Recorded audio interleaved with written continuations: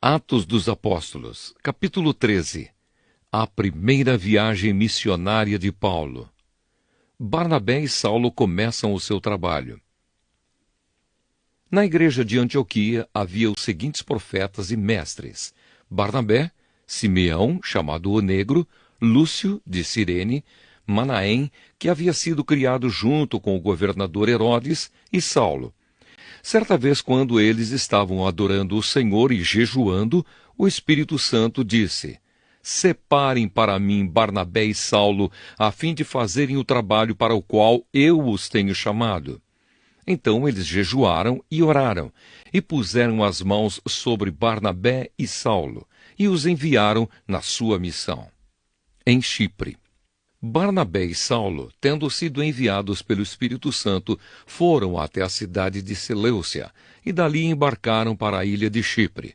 Quando chegaram à cidade de Salamina, começaram a anunciar a palavra de Deus nas sinagogas, e eles tinham João Marcos para ajudá-los no trabalho missionário. Eles atravessaram toda a ilha, chegando até a cidade de Pafos. Ali encontraram um judeu que era mágico e falso profeta, chamado Bar-Jesus. Ele era amigo de Sérgio Paulo, o governador da ilha, que era um homem muito inteligente. O governador mandou chamar Barnabé e Saulo, pois queria ouvir a palavra de Deus. Mas o mágico Elimas, este é o nome dele em grego, era contra os apóstolos. Ele não queria que o governador aceitasse a fé cristã. Então Saulo, também conhecido como Paulo, cheio do Espírito Santo, olhou firmemente para Elimas e disse: Filho do diabo, inimigo de tudo que é bom, homem mau e mentiroso, por que é que você não para de torcer o verdadeiro ensinamento do Senhor? Agora escute, o Senhor vai castigá-lo, você ficará cego e não verá a luz do sol por algum tempo. No mesmo instante, Elimas sentiu uma nuvem escura cobrir os seus olhos, e ele começou a se virar para todos os lados, procurando alguém que o guiasse pela mão. Quando o governador viu isso, creu e ficou muito admirado com os ensinamentos a respeito do Senhor Jesus. Em Antioquia da Pisídia. Paulo e os seus companheiros navegaram da cidade de Pafos até Perge, uma cidade da província da Panfilha. Porém, João Marcos os deixou e voltou para Jerusalém. Eles continuaram a viagem, indo de Perge até a cidade de Antioquia, no distrito da Pisídia. No sábado, entraram na sinagoga e sentaram-se. Depois da leitura da lei de Moisés e dos livros dos profetas, os chefes da sinagoga mandaram dizer a eles: Irmãos, se vocês têm alguma palavra para animar o povo, podem falar agora.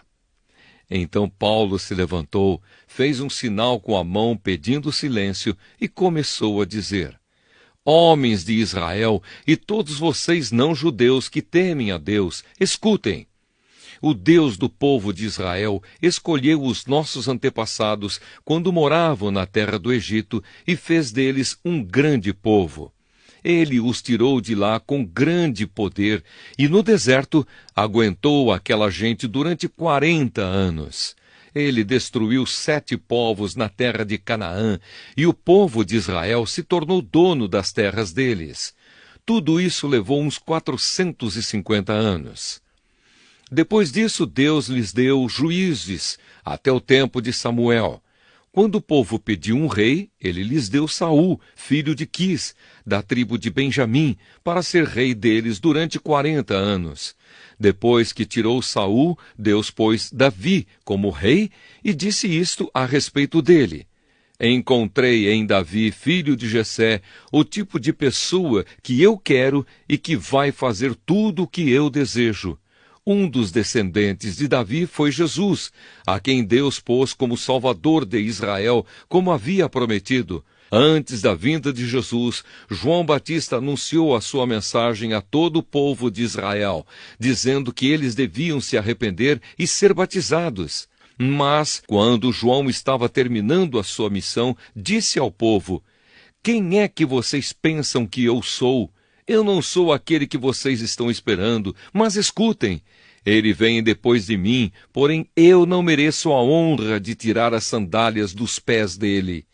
Paulo continuou: Meus irmãos, descendentes de Abraão, e também vocês não-judeus que temem a Deus, escutem. Essa mensagem de salvação foi mandada para todos nós. De fato, os moradores de Jerusalém e os seus líderes não entenderam que Jesus é o Salvador. E também não compreenderam as palavras dos livros dos profetas que são lidos todos os sábados. Mesmo assim, ao condenarem Jesus, eles estavam cumprindo essas profecias. E, embora não encontrassem nenhuma razão para condená-lo à morte, pediram a Pilatos que mandasse matá-lo. Depois de fazerem tudo o que as Escrituras Sagradas falam a respeito dele, eles o tiraram da cruz e o puseram num túmulo. Mas Deus o ressuscitou, e durante muitos dias ele apareceu às pessoas que o tinham acompanhado da Galileia até Jerusalém. Agora, essas pessoas são testemunhas que falam a respeito de Jesus ao povo de Israel. E nós estamos aqui para trazer o Evangelho a vocês. Deus fez agora para nós o que havia prometido aos nossos antepassados. Ele ressuscitou Jesus, como está escrito no Salmo número 2. Você é o meu filho, hoje eu me tornei o seu pai. E foi isto o que Deus disse a respeito da ressurreição de Jesus, afirmando que ele nunca seria destruído pela morte. Eu vou dar a vocês as bênçãos sagradas e certas que prometi a Davi. E em outra parte das Escrituras, lemos também: Tu não deixarás que o teu dedicado servo apodreça na sepultura.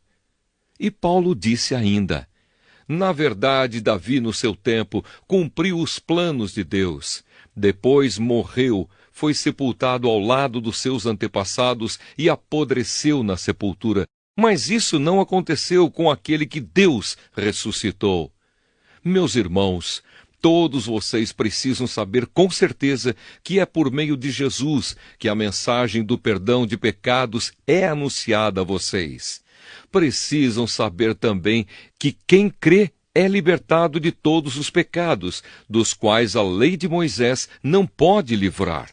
Portanto, tenham cuidado para que não aconteça o que os profetas disseram. Prestem atenção, vocês que zombam de Deus, fiquem espantados e morram, pois o que vou fazer agora é uma coisa em que vocês não acreditariam, mesmo que alguém explicasse. Quando Paulo e Barnabé estavam saindo da reunião, as pessoas pediram com insistência que eles voltassem no sábado seguinte, a fim de falarem sobre o mesmo assunto. Depois da reunião, muitos judeus e outras pessoas convertidas ao judaísmo acompanharam Paulo e Barnabé, que falavam com eles e animavam todos para que continuassem firmes na graça de Deus. No sábado seguinte, quase todos os moradores da cidade foram ouvir a palavra do Senhor. Quando os judeus viram aquela multidão, ficaram com muita inveja. Então começaram a dizer o contrário do que Paulo dizia e o insultaram. Porém, Paulo e Barnabé falaram com mais coragem ainda. Eles disseram: Era necessário que a palavra de Deus fosse anunciada primeiro a vocês, que são judeus. Mas, como vocês não querem aceitá-la e acham que não merecem receber a vida eterna, então agora nós vamos anunciar a palavra aos não-judeus. Pois esta é a ordem que o Senhor Deus deu a nós, o seu povo. Eu coloquei você como luz para os outros povos, a fim de que você leve a salvação ao mundo inteiro. Quando os não-judeus ouviram isso, ficaram muito alegres e começaram a dizer que a palavra do Senhor era boa. E creram todos os que tinham sido escolhidos para ter a vida eterna. A palavra do Senhor se espalhou por toda aquela região.